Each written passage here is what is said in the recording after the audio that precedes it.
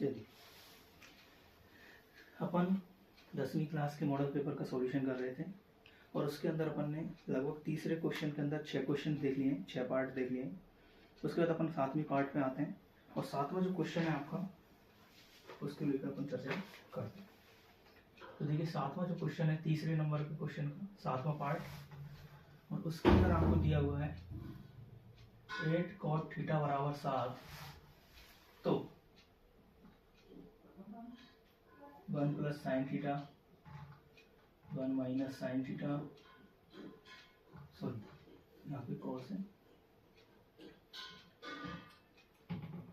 1 plus cos theta, इधर है 1 minus sine theta upon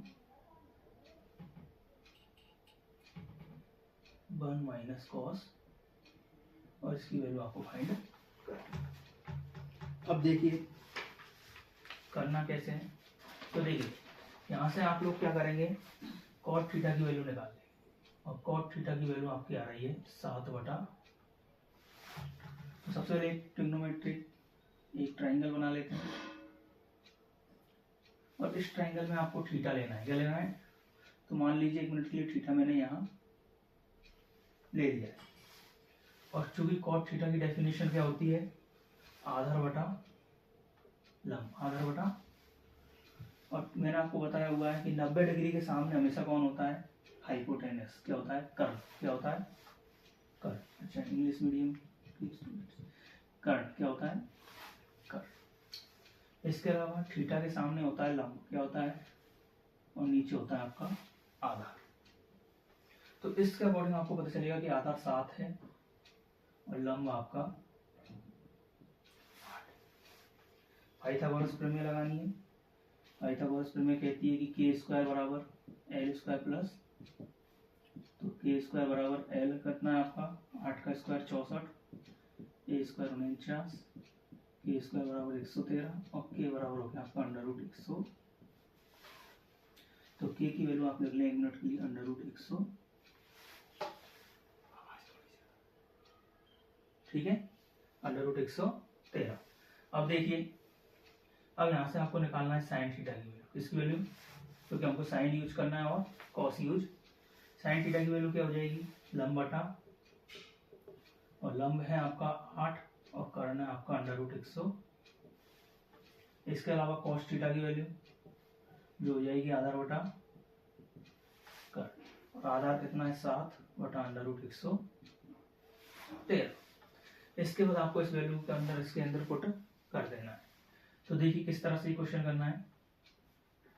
1 plus sine theta 1 minus sine, 1 plus cos theta और 1 minus cos.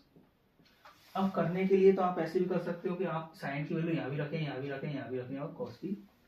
लेकिन अपन चाहे तो इसको एक थोड़ा सा सरल कर सकते हैं, वो इस तरह से कि a प्लस बी और a माइनस बी का स्क्वायर होता है ए square minus B.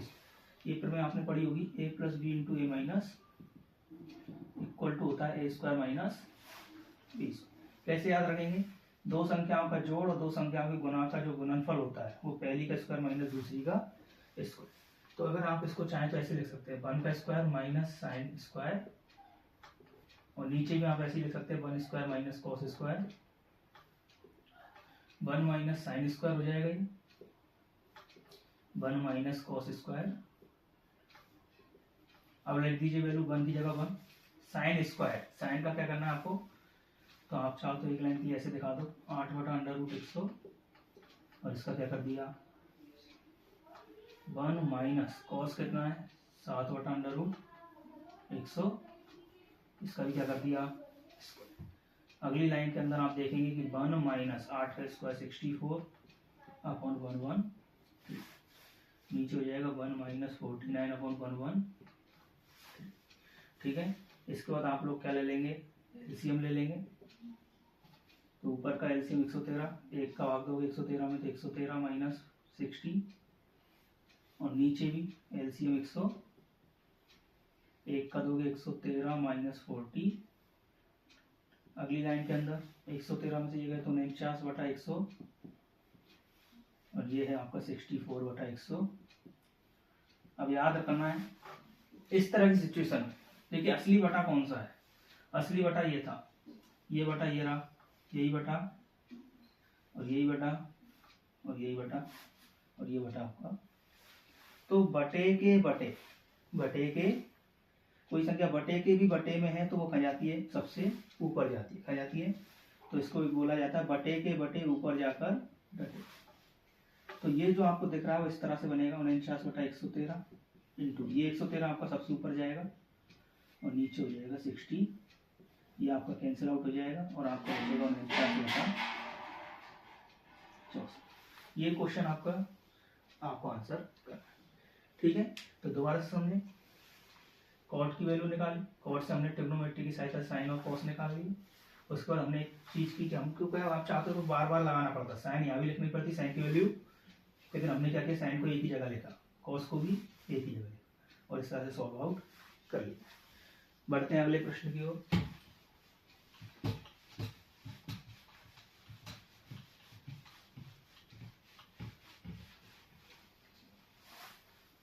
Question number 8,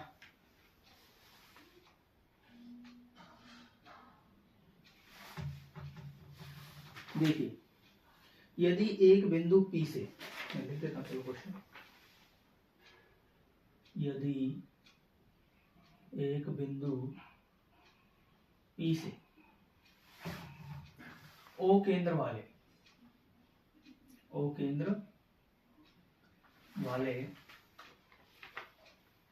किसी वृत्त पर PA और PB स्पर्श रेखाएं, PA और PB स्पर्श रेखाएं हैं,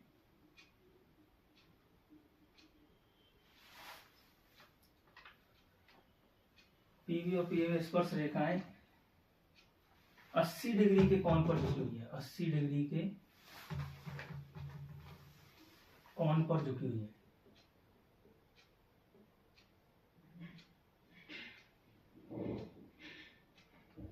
तो एंगल POA का मान ज्ञात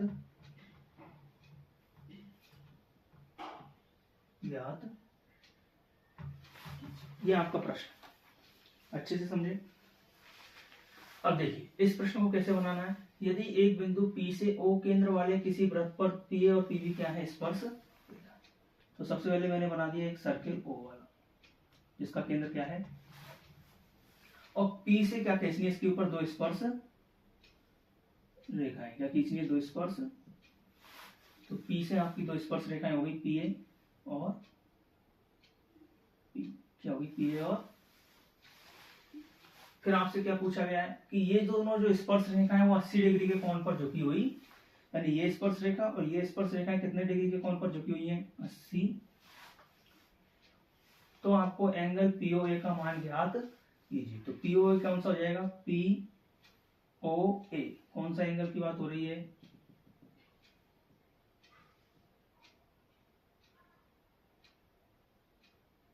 PO, आपको ये वाला एंगल फाइंड करना है, ठीक है। अब देखिए कैसे करेंगे। तो सबसे पहले आपको ये समझना है, देखिए करने के दो तरीके हैं। कितने तरीके हैं, पहला तरीका ये है कि ये एंगल हमेशा 90 होता है और ये भी 90। तो आपको ये चतुर्भुज दिख रहा होगा, क्या दिख रहा होगा, तो आप लिख सकते हैं चतुर्भुज PAOB में, PAOB में क्या दिख रहा है, एक एंगल आपको देखेगा 90, कितना देखेगा, दूसरा आपको देखेगा 90 प्लस, तीसरा आपको ये देखेगा 80, क्या देखेगा, और चौथा आपको एंगल देखेगा AOB, AO बराबर 360। आप इसको कैलकुलेट करेंगे 260 डिग्री प्लस एंगल AO बराबर 360 और एंगल AOB आपका आ जाएगा 100, कितना जाएगा। लेकिन AOB की अगर मैं बात करूं, AOB तो A से लेकर, तो ये एंगल तो मेरा कितना है 100, कितना है, लेकिन मुझे चाहिए POA, क्या चाहिए, तो आपको चित्र से दिख रहा होगा POA कितना है, 1/, कितना है इसका, इस पूरे का कितना सा है, आधा, कितना है, तो आधा है किसका, AOB बी का, किसका, AO, तो 1/2 और AO भी आपका हो गया 100 डिग्री और कैंसिल आउट होके आ जाएगा 50 PO। तो पहला तरीका तो ये है। दूसरा तरीका आपको मैंने बताया होगा कि देखिए ये दोनों त्रिभुज कैसे हैं, सर्वांग कैसे त्रिभुज हैं, सर्वांग, और सर्वांगन त्रिभुज में आपने देखा होगा कि संगत कोण कैसे होते हैं, बराबर कैसे होते हैं, 90 वाला 90 के बराबर, ये इधर वाला इधर वाले के, तो ये 40 हो जाएगा, ये भी। तो आप इस त्रिभुज के अंदर 180 लगा दें, क्या लगा दें, 9, 90 और 40 130, तो ये अंदर वाला आ जाएगा 50, कितना आ जाएगा। दूसरा तरीका आपके पास ये भी है, ठीक है, तो आप किसी भी तरीके से कर सकते हैं।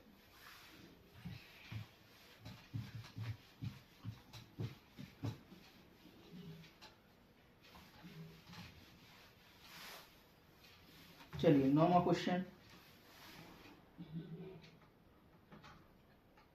त्रिज्या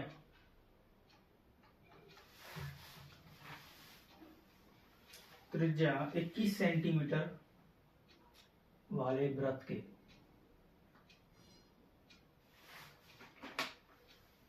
वृत्त का चाप केंद्र पर 60 डिग्री कोण बनाता है, कितना बनाता है, 60 डिग्री कोण बनाता है। तो चाप की लंबाई ज्ञात कीजिए। तो चाप की ज्ञात कीजिए। इस प्रश्न को अच्छे से समझें। देखिए कहना क्या चाह रहा है कि 21 सेंटीमीटर का त्रिज्या है, एक सर्किल है और इसकी रेडियस तो आपको दे दी गई है 21, और इसका कोई चाप है, और ये चाप क्या कर रहा है, जैसे मान लो यहाँ से लेके यहाँ तक का कोई चाप है, और ये चाप क्या कर रहा है, केंद्र पर जाकर, किस पर, केंद्र पर कितना डिग्री एंगल क्रिएट कर रहा है, 60 डिग्री, कितना कर रहा है, और रेडियस किसकी है इतनी, 21, कितनी है। तो आपसे पूछा गया चाप की लंबाई ज्ञात। अच्छा चाप किसे बोलते हैं, चाप ये है, ये जो आपको बाउंड्री दिख रही है इसको क्या बोलते हैं, चाप, क्या बोलते हैं, चाप। और ये जो इलाका है, इस जो क्षेत्रफल आपको दिख रहा है इसको बोलते हैं त्रिज्यखंड, क्या बोलते हैं, त्रिज्य। और ये जो आपको दिख रही है बाउंड्री इसको क्या बोलते हैं, चाप, क्या बोलते हैं, ठीक है। तो अब मैं आपको समझा रहा हूं, देखो कैसे समझना है कि मुझे चाहिए चाप की लंबाई, किसकी चाहिए, चाप की। तो चाप की लंबाई है क्या है, तो चाप की लंबाई एक परिधि का हिस्सा है, किसका अर्ध हिस्सा है, इस वृत्त की परिधि का ही पार्ट है। तो किसका पार्ट है, वृत्त की परिधि। लेकिन कितना पार्ट है, इस पूरे 360 में से केवल कितना, 60 डिग्री, कितना 60, कितने में से 300। दोबारा से समझे, चाप जो है वो परिधि का हिस्सा है, किसका हिस्सा है, परिधि का। परिधि बोले तो 2 पाई, लेकिन कितना हिस्सा है, सिर्फ 60, कितना है 60, कितने में से 360। वैल्यू रख दें 2 × 22/7 × R 21, 60/300, 7 से आप कट कर देंगे 3 बार, और इसको कट कर देंगे आप 1/6, 3 दूनी 6, 6 से 6 भी कट जाएगा और आपका आंसर आ जाएगा 22 सेंटीमीटर, कितना आ जाएगा 22 सेंटी। लेकिन अगर यही प्रश्न आपका होता त्रिज्यखंड का क्षेत्रफल, किसका, त्रिज्यखंड का क्षेत्रफल, तो त्रिज्यखंड का क्षेत्रफल का क्या फॉर्मूला है, तो ये त्रिज्यखंड किसका हिस्सा है, इस वृत्त के क्षेत्रफल का, किसका हिस्सा है, क्षेत्रफल बोले तो पाई r, और कितना हिस्सा है, केवल थीटा, कितना, सॉरी कितना डिग्री का है, 60 डिग्री, कितना है, कितने में से ओवरऑल, कि पूरे 360 में से कितना डिग्री का, 60 डिग्री का क्षेत्रफल मुझे निकालना है, ठीक है। कट कर दोगे आप 1/6, पाई की वैल्यू 22/7, आर आपका 21 × 21 × 1/7 से कट कर दोगे 3, 3 से कट कर दोगे 2 और 2 से कट कर दोगे 11 × 21 यानी कि 200 सेंटीमीटर। तो कुल मिला के आपसे तो पूछा चाप की लंबाई, क्या पूछा है, लेकिन इसी प्रश्न के अंदर त्रिज्यखंड भी आपसे पूछा जा सकता है। इसके अलावा एक और चीज आपसे पूछी जा सकती है, वो है वृत्तखंड, क्या है, तो वृत्तखंड के लिए आपको याद रखना है ये कि वृत्तखंड के लिए जीवा होती है, क्या होती है, और जीवा के द्वारा ये बना वाला क्षेत्र, ये क्या कहलाता है आपका वृत्तखंड, ये क्या कहलाता है अंदर का वृत्तखंड। और इसका फॉर्मूला भी आपने पढ़ा होगा, पाई आर स्क्वायर थीटा बटे 300 माइनस 1/2 आर स्क्वायर साइन। तो इसमें आपको वैल्यू थीटा की जगह साइड रखना है, आर की वैल्यू 21 है और आपको कैलकुलेट कर लेना है, ठीक है। लेकिन हमसे तो इस क्वेश्चन के अंदर सिर्फ चाप की लंबाई पूछी गई है, जो कि क्या होती है, वृत्त की परिधि का हिस्सा होती है। वृत्त की परिधि 2 पाई आर का कितना हिस्सा होती है, साइड। कितना है, कितने में से 300। अगर ये 80 होता तो यहाँ 80 हो जाता, ठीक है।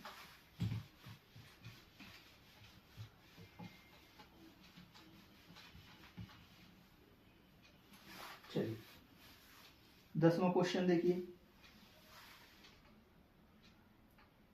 5 त्रिज्या वाले वृत्त के एक त्रिज्य खंड का क्षेत्रफल, एक त्रिज्य खंड का क्षेत्रफल जिसका कोण कितना डिग्री है, 60 डिग्री। ये आपका क्वेश्चन, ठीक है। क्या देखना है,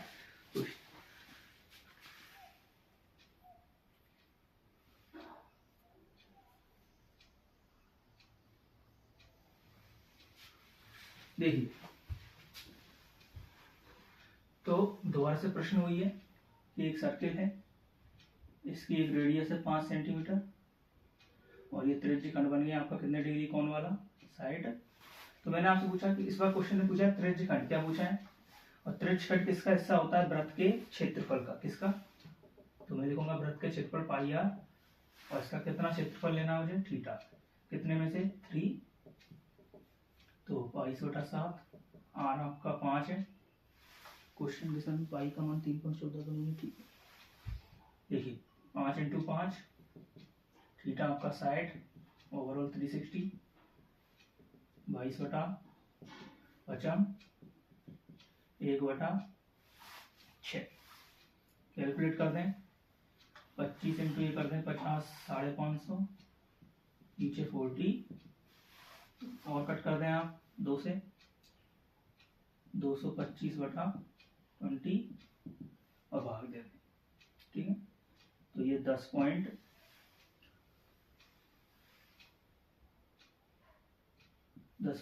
सेंटीमीटर स्क्वायर के समथिंग आपका आंसर आ जाए, ठीक है। तो दोबारा समझ रहे हैं, कुछ नहीं करना है, त्रिज्य खंड का क्षेत्रफल है और त्रिज्य खंड किसका हिस्सा होता है, क्षेत्रफल का। किसका होता है, तो क्षेत्रफल आपका पाई आर स्क्वायर। इसका कितना क्षेत्रफल लेना है मुझे, थीटा। कितना कौन लेना है, थीटा। कितने में से, ओवरऑल 360 में से। पूरे 360 में से मुझे कितने से मतलब है, 60 डिग्री। तो 360 में से कितना, 60, ठीक है। अगले प्रश्न पे आए।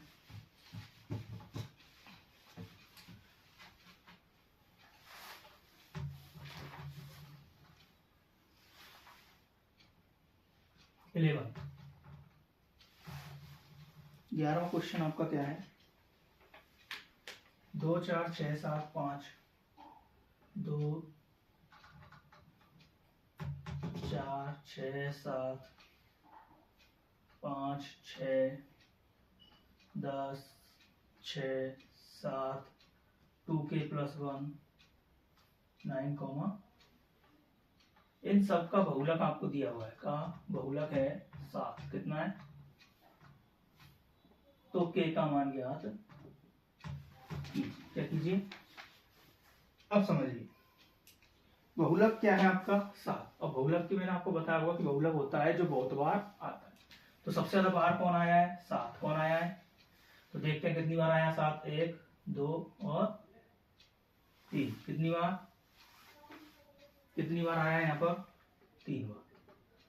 और 6 कितनी बार आया है, अगर 1 मिनट के लिए देखें तो 1 2 और, इस हिसाब से तो दोनों टाई हो गए। क्या हो गए, ये भी 3 बार आया और ये भी, लेकिन बहुलक 7 है। बहुलक आपका कितना है, इसका मतलब 7 कितनी बार आया है, 4 बार। कम से कम कितनी बार आया होगा, तो इसका मतलब ये 2k + 1 है, 2k प्लस इसको क्या होना पड़ेगा, 7। क्या होना पड़ेगा, क्योंकि अगर ये वैल्यू 7 होगी तभी जाके 7 कितनी बार आएगा, 4 बार। सबसे ज्यादा कितनी बार, 4।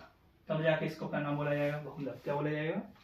तो कुल मिला के समझना इतना सा है कि ये वैल्यू किसके बराबर होगी, दोबारा समझे, 7 और 6 को हमने देखा तो दोनों 3 बार आए, कितनी बार आए, लेकिन बहुलक 7 है, क्वेश्चन ने दिया बहुलक, इसका मतलब 7 सबसे ज्यादा बार।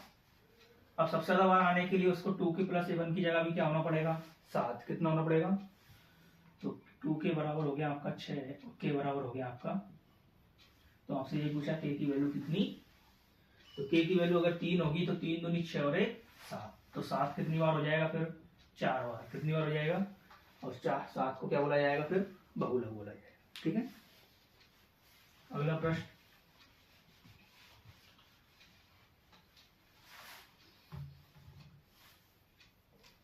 माध्यक ज्ञात कीजिए।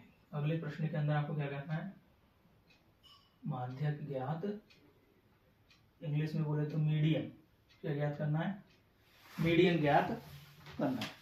मीडियन कैसे निकालेंगे, देखिए एक कोई टेबल दी गई है और इस टेबल को आपको तो ऐसे दी गई, लेकिन मैं इसको थोड़ा सा वर्टिकली बना लेता हूं। तो देखिए एक एक्स है और एक एफ, कितना कितना दिया हुआ है, 20 25 28,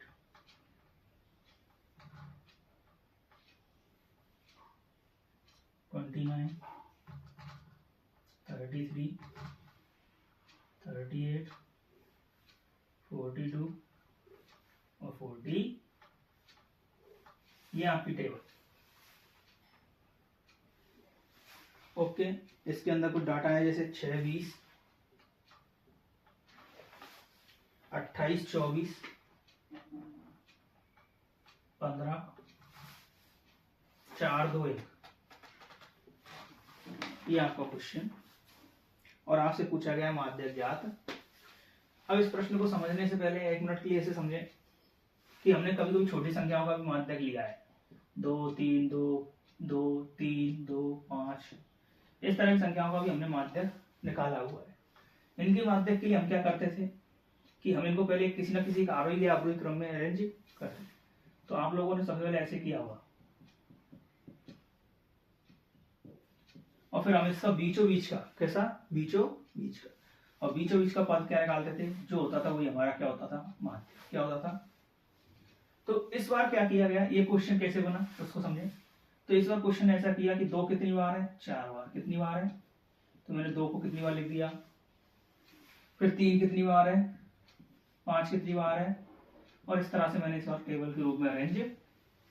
इसका मतलब ये है कि 20 कितनी बार है, 6 बार है, कितनी बार है, तो 20 20 20 20 6 बार लिखो, फिर 25 को 20 बार लिखो, 20 25 25 25 25, इस तरह की टेबल को करने के लिए अपन ने कैसे लिख दिया, इस तरह की जगह इस तरह से फॉर्म में।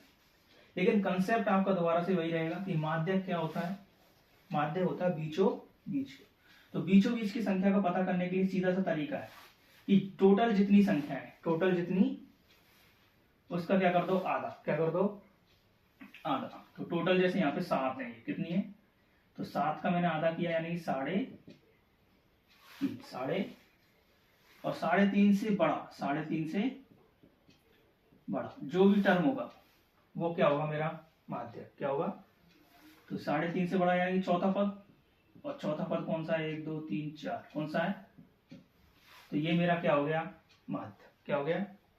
तो यही कंसेप्ट आपको यहाँ लगाना है कि टोटल नंबर जितने हैं, टोटल नंबर, उसमें मुझे किसने का भाग दे देना है, 2 का, किसने का देना है, और 2 का मैं जब दूंगा तो जो टर्म आएगी वो उससे बड़ी टर्म ही क्या होगी, मेरी माध्यक क्या होगा।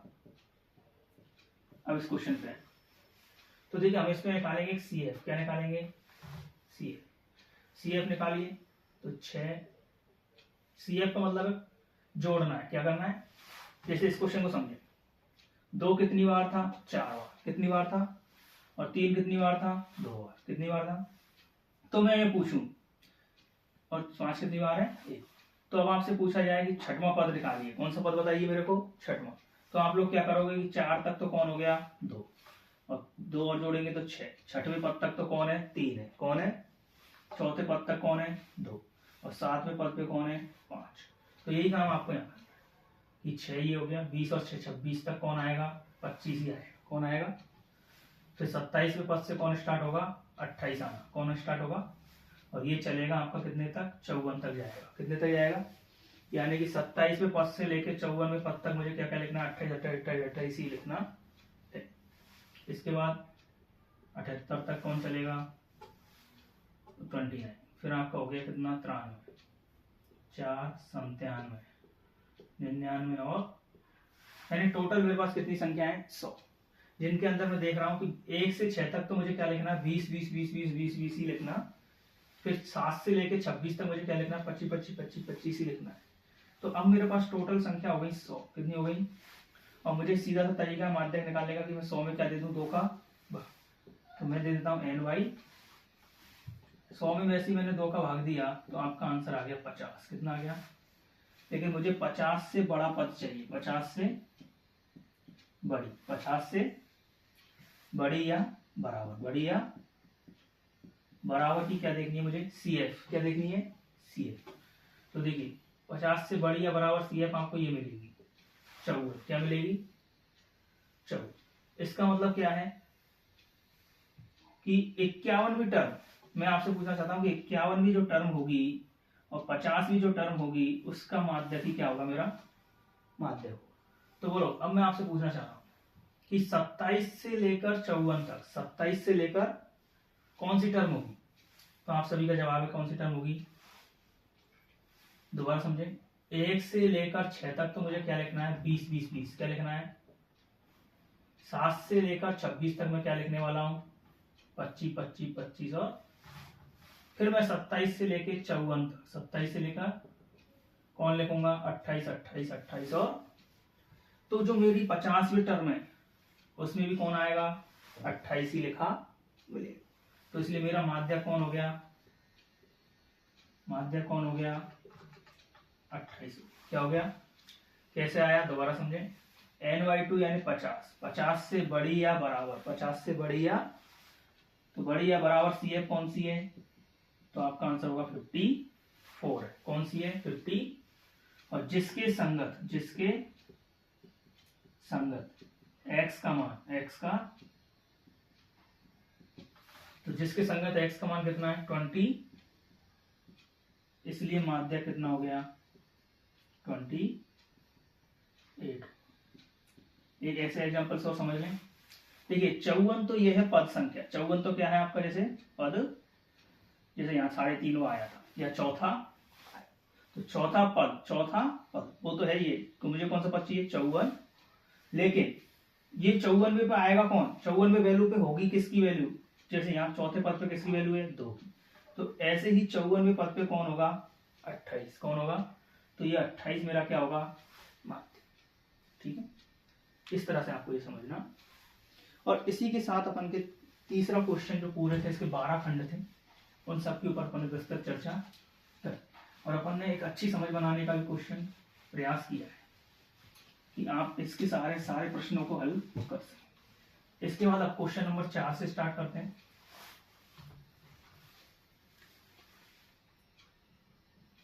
क्वेश्चन नंबर 4, क्वेश्चन नंबर 4 ये है कि द्विघात बहुपद, द्विघात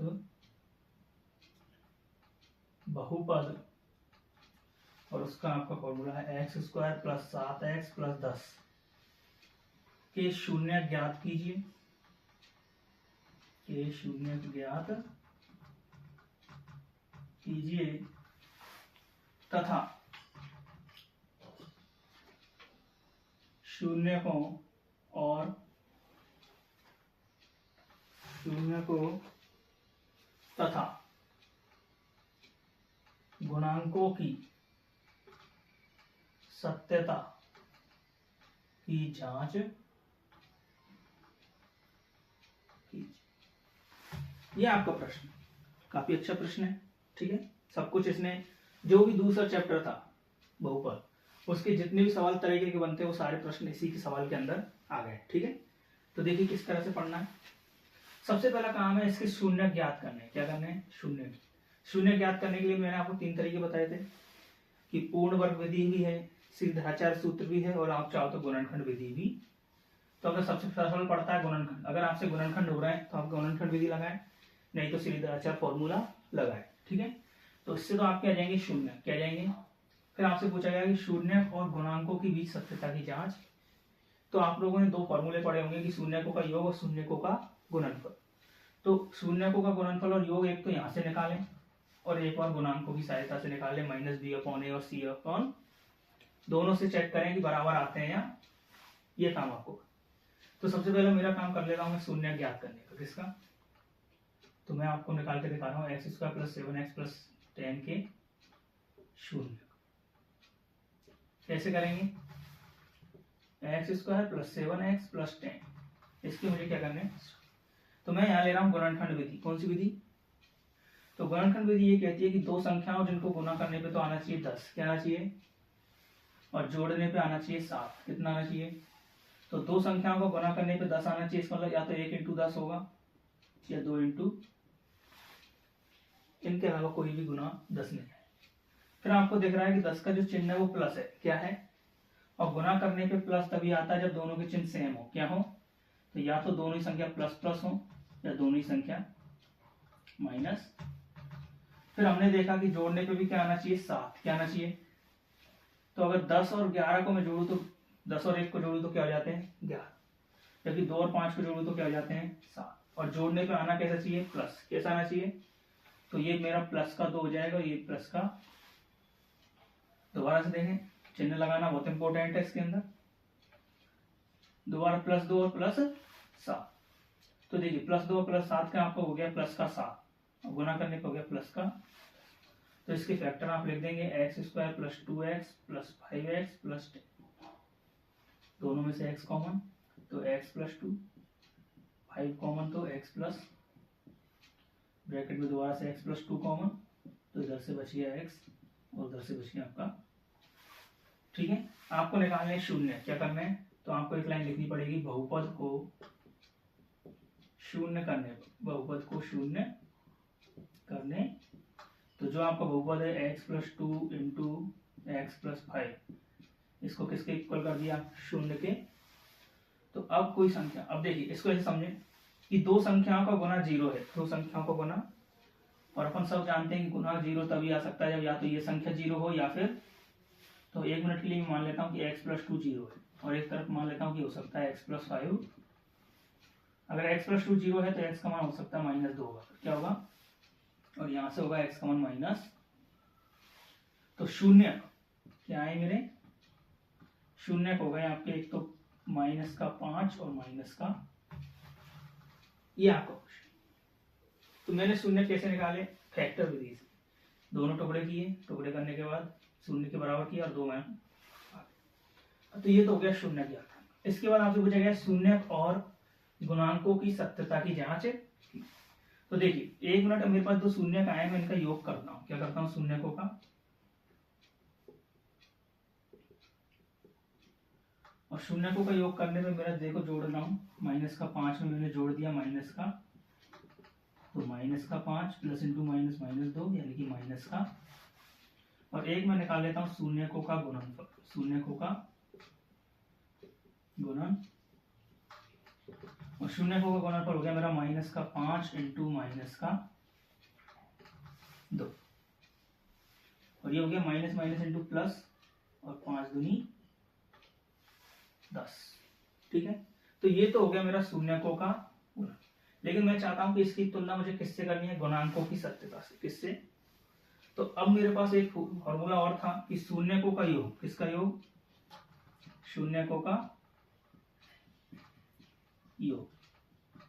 शून्यकों का योग का फॉर्मूला क्या था, तो शून्यकों का योग आप तो या तो कर सकते हो शून्यकों को निकालकर, जो मैंने ये कर दिया, और एक आपके पास डायरेक्ट फॉर्मूला था कि आप क्या करें, ये फॉर्मूला था -b/, और यहाँ पे ए बी सी क्या होते हैं, ए बी, और ए होता है x² के आगे का गुणांक, बी होता है x के आगे का गुणांक, और सी होता है कांस्टेंट। अच्छा क्या होता है, तो आप वैल्यू रख दें। देखिए माइनस बी कितना है, प्लस का, कितना है प्लस का, और ए कितना है x² का गुणांक, और जो आपके सामने कितना है 1। तो आप इसको कैलकुलेट करेंगे, प्लस इंटू माइनस का, तो देखिए शून्यकों का योग हमने शून्यकों के द्वारा निकाला तो -7 आया, और शून्यकों का योग हमने गुणांकों की सहायता से निकाला, किसकी सहायता से, तो भी कितना आया माइनस। तो शून्यकों का योग और शून्यकों का, ऐसे ही अब आपको निकालना है शून्यकों का गुणनफल, और ये फॉर्मूला आपका था C अपॉन अचर पद, क्या था अचर, तो C क्या है अचर पद, जो कि आपका प्लस का 10 कितना है, और A कितना है आपका प्लस का, और कैलकुलेट करने का आ जाएगा प्लस का। तो शून्यकों का गुणनफल यहाँ कितना आया प्लस का 10, यहाँ भी कितना आया प्लस का, तो ये भी बराबर है और ये वाला फॉर्मूला भी बराबर। तो इससे ये साबित हो गया कि शून्यकों का योग और शून्यकों और गुणांकों के बीच की जो सत्यता है वो क्या हो गई, सत्य हो गई। क्या हो गई कि ये दोनों हमेशा क्या होते हैं, बराबर। ठीक है, तो इस तरह से आपको प्रश्न करना।